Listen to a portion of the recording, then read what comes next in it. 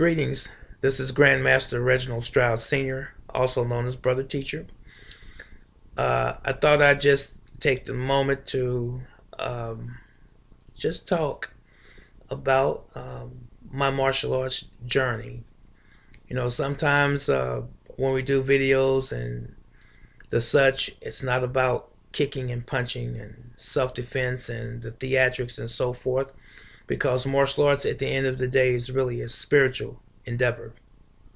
It is a matter of trying to build character, and it's always been that way. We oftentimes confuse what our journey really should be about. And you know, I started a long time ago, and you know, as I get older, uh, it doesn't seem that long ago, but it actually has been. And you know, sometimes you bump your head when you're coming up, and you do a lot of wrong things when you're coming up. You have a lot of bad habits when you come up, and you tend to, uh, I guess, lose track of time. Uh, Sometimes it seems like you just missed a lot. But myself, it doesn't seem like I've ever stopped. I have never had a vacation from martial arts. I have never taken a year off or a couple years off. I've never said I don't ever want to do this again. This is indeed what I love and what I have a passion for. It is my life, and uh, it's what I've done the most in my entire life. 2/3 of my life I've done martial arts, and Bruce Lee inspired me. And I have had several instructors coming up. I've studied jiu-jitsu, combat jiu-jitsu, shinsai jiu-jitsu. I've studied Wing Chun, Kung Fu. I've studied Tong Sudo, Taekwondo, Judo, Bagua, some Tai Chi, and a few other arts. But you know, your journey never stops when you are enthusiastic about learning, because my philosophy is this: you're always a student, and I am no different. I am a student, and I don't claim to be the biggest and the baddest person on the block, and I've never been that way because I was not taught that way. Humility is always number one. You have to be humble, you know, and a lot of times people say that, but they don't know what humility really is. They say it on the surface, but they don't know what it means. And we've taken a lot of words throughout our lives for granted. You know, we just say, "Oh, I'm a master," you know, but we don't fit the description of a master. Not to mention grandmaster. Need I say any more? But people get caught up in titles. I've seen people before correct you when you give them the wrong title. For example, you walk up to a certain person or an individual sometimes. And this probably has happened all over the planet. How are you doing, Master Johnson, for example? And he'll say, "Excuse me, Grandmaster." You know, and when he says it, or that person says it, it's not with humility. They're saying it because they're really a little heated that you didn't know that they were a grandmaster. It makes you wonder sometimes, you know, what do we put our attention and focus into, the title or the lesson? And the lesson of life is what I'm actually referring to. Lesson of life. For example, I've had my students go to competitions over the years, and there's some people so caught up on winning and being number one, and there's nothing wrong with that. We should always go to win. We should always train to win. Make no mistake about it. However, there's someone else training just as hard as you are as well. And we must also learn how to accept a loss and to understand that we're not always going to win. And losing is part of life. Losing doesn't mean that it's a finality. Losing only means that you can go back and you can find out where you faltered, and you can go back to the drawing board and you can work on it and try to perfect it for the next time. So I've lost some and I've won some. And I think that's a great balance. And if I won all of the time, I don't think I would ever appreciate what I have learned over the years. And I have learned a great deal from my losses and from my failures, not only in martial arts, but in life in general. You know, I look at a lot of great martial artists. Bill Wallace, Bill Superfoot Wallace, is a friend of mine. And I was at a seminar a few years ago, Dr. Jim Thomas seminar inside of a Hall of Fame, of which Bill Wallace was inducted, and myself, and a whole plethora of martial arts masters and black belts and so forth. And I got an opportunity to see Bill Wallace again. And I hadn't seen him in many, many years, and he's aged, but the man is still kicking, and I admired that. You know, another person that I admired over the years was what was his name? James Cook, Grandmaster James Cook, and he's a good friend of mine as well. He stays in Knoxville, Tennessee, and I just heard some unsettling news not too long ago on Facebook, and by him himself.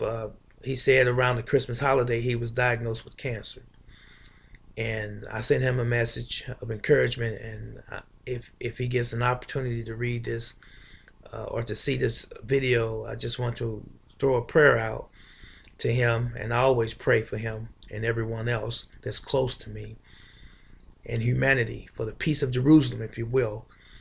Uh, that I hope that he's encouraged today, and that he holds on, and that he stays strong. He's a good friend of mine, and I've known him for quite a while, ever since I was a child, actually. And there have been some that have passed on now. And I remember the lessons coming up. We trained hard, and at the time, we didn't have, you know, martial arts equipment that they do today. We practiced bare hand. We didn't have the kicking protection. Uh, at the very least, we probably had a groin cup protector. We didn't wear very much headgear. And nowadays, when you look at a lot of people in the martial arts, they have headgear, hand, chest pads, kidney pads, knee pads. They have everything. And I have nothing against that. But I think it was just so much more genuine when we came up, because when you didn't have the pads on, it made you really focus more and pay attention so that you could avoid being hurt. Not that we didn't have our bloody nose occasionally, or scratches and bruises and so forth, because we had those, but it made us tough, not only physically but internally. And I really miss those days, and I appreciated those days too. And the generation of martial artists that we have nowadays, they're sort of watered down to some degree. Now I know we have the MMA, or the mixed martial arts, and the pride fights and things like that. But that's nothing like when we came up. When we came up during the time of Superfoot Bill Wallace, as I mentioned earlier, Everett Eddy, Mike Stone, Chuck Norris, Thomas LaPuppet, William Oliver, and the list goes on. Cecil Peoples, Grandmaster Aaron Banks, Grandmaster Moses Powell. You just name it. It was a lot of folks that came up during the time that I was coming up in the martial arts, and I was a child, and most of these individuals were young, not younger, but older than myself. And they were people that I looked up to, because I didn't separate the martial arts. I always had my eyes and my ears open to anything that represented what I was doing, irrespective of what the art was. It could be capoeira, it could be Wing Chun, it could have been Hungar, Gung Fu, Tai Chi, Bagua, Xing Yi, Muay Thai, Ting Shin Pai, Russian Sambo. No matter what it was, martial arts, that's all I cared about. And so I was sort of like Bruce Lee. I took what was useful and I absorbed it into what I was doing for myself. And I think to this very day, I'm still satisfied, I'm still happy, and I'm still learning the martial arts way, as it were. And I teach my students, you know, find the techniques out of the foundational things that I give you. Find what works for you and let that become your truth. And I have what is my truth. And it works for brother teacher. So you find what works for you. You may not be a kicker. You may be good at your hands. And you may not be a hand technician. You may be good at kicking or grappling or what have you. But find something that's good and that works for you and perfect that thing. And that thing is going to serve you well. I just felt like doing this video, as I said earlier, because I'm sort of, I guess, going back in a nostalgic way, reminiscing on how I came up when I was a child and seeing my life now. And I saw it as a spiritual journey then, not fully understanding it. And now I'm much older and I understand it better, and it's still a spiritual journey. And I'm grateful. And I know that I won't be here always. So I try to leave something behind, a legacy that not only my students would appreciate and be able to pass on down to the next generation, but the public, the citizenry, the community can look and pattern themselves after. Not that you have to study what I'm studying in terms of martial arts per se, but the overall thing is, as I said earlier, it's character. It's how to treat your fellow man. Yeah, anyone can learn to kick and punch and put someone in a manipulation technique or choke or hold or what have you. But not everyone can love their fellow man. And martial arts should be about that as well. We should learn not only how to protect ourselves and stop aggression, but we have to learn also how to heal. And a lot of us have not mastered that aspect of martial arts. And when you look at the yin and yang, and I have it on my breast of my uniform that I'm wearing now, when you look at it, you see what seems to be two opposing forces or colors. They're really not opposing at all. They're complementing. You know, when you ride a bicycle and you put your foot on the pedals and begin to pedal, one foot pushes the pedal down and the other foot relaxes. And then the other foot that was relaxed pushes the pedal down and the other foot relaxes. That's yin and yang. You see, you needed them both. So we need a male and a female to produce an offspring. We're opposites, but we complement each other. You can't have a baby without a woman, and you can't have a baby without a man. So you need them both. That's yin and yang. We need a sun and a moon. The greater to rule the day, which is the sun, and the lesser, which is the moon, to rule the night. You see the balance. We have seasons. We have a winter when it's cold.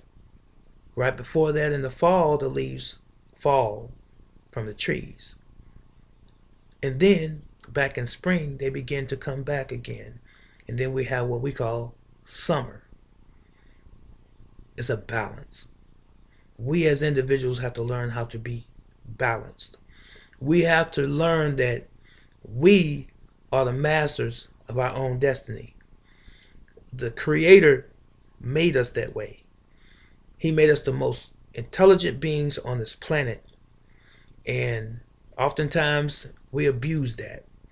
And we don't even fully realize who it is that we are and who we should be and what direction we should be heading. It just so happens that I was endowed with certain gifts coming up. And I'm not bragging, I'm just simply telling the truth. There's nothing wrong with telling the truth. Some people will say, well, you're bragging.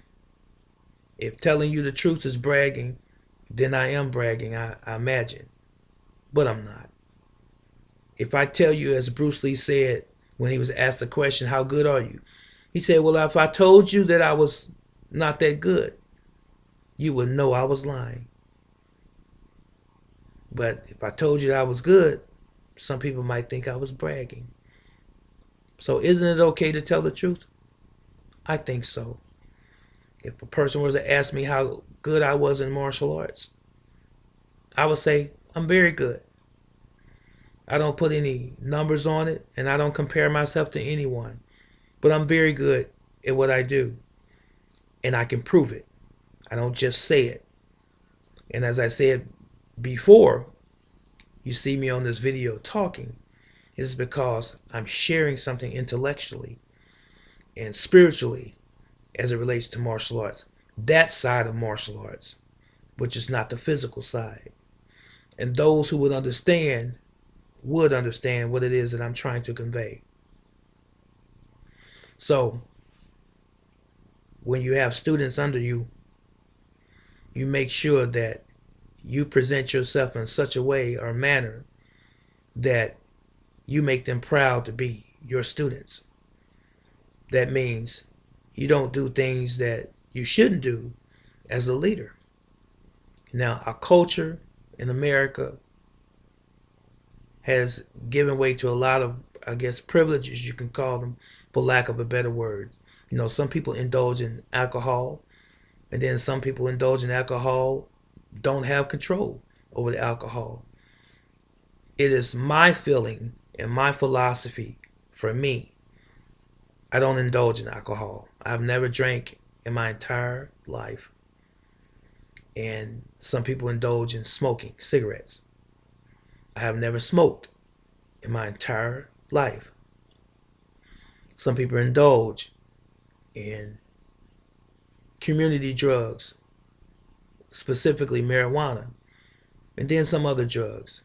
I've never done that as well. And I'm happy and I'm satisfied with being who I am. And I'm not browbeating and I'm not putting down anyone, because I feel like all men are my neighbors and my brethren. So all I'm simply saying is that when you say you represent something, make sure that you represent it all the way, or it's not going to be quite the same. There are those of us who are practitioners of the martial arts. Then there are those who say that they are practitioners. And I'll give you a good example. We came through a period in my lifetime called the Bruce Lee era, somewhere around the 60s until the early 80s, before the ninja movies became popular with Sho Kosugi and so on. But somewhere between the 60s and early 80s was the Bruce Lee era.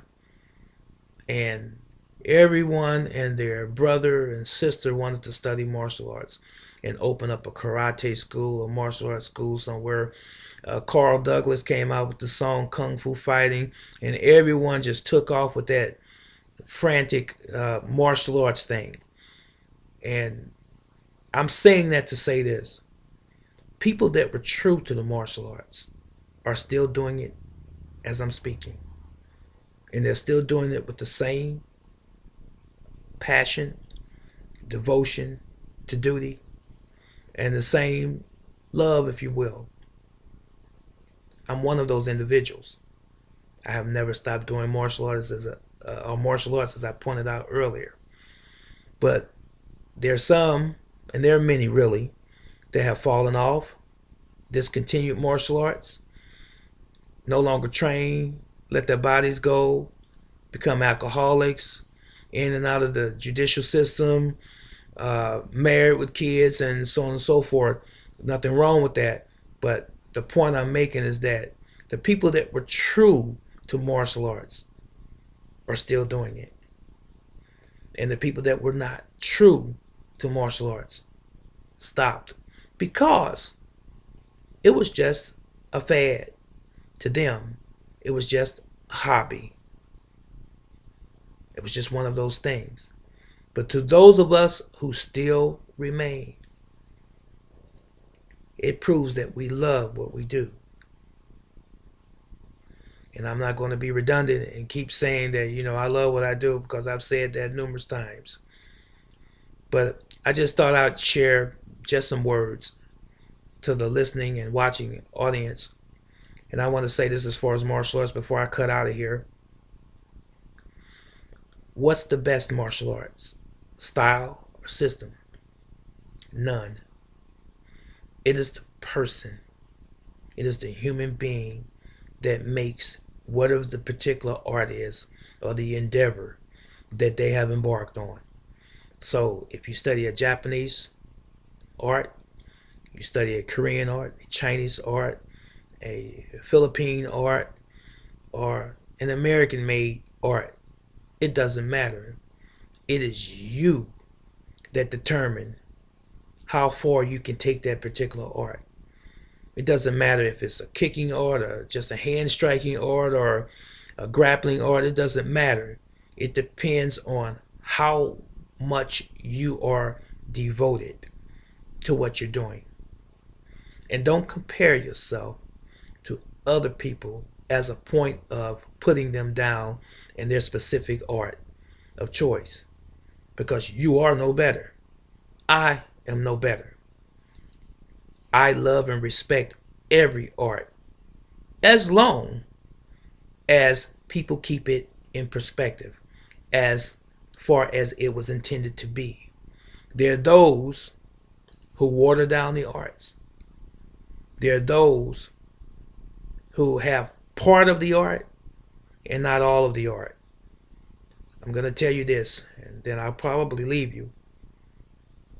There come a time in your life when you're studying martial arts where you may not kick as much and throw as much and do kimi and do randori and do kata or pumps or hung, whatever you choose to call it. There come a time in your life when you will sort of slow down because of age and time, if you will. What do you have at that point then? You should have a solid foundation. You should know your craft so well that it emanates from you.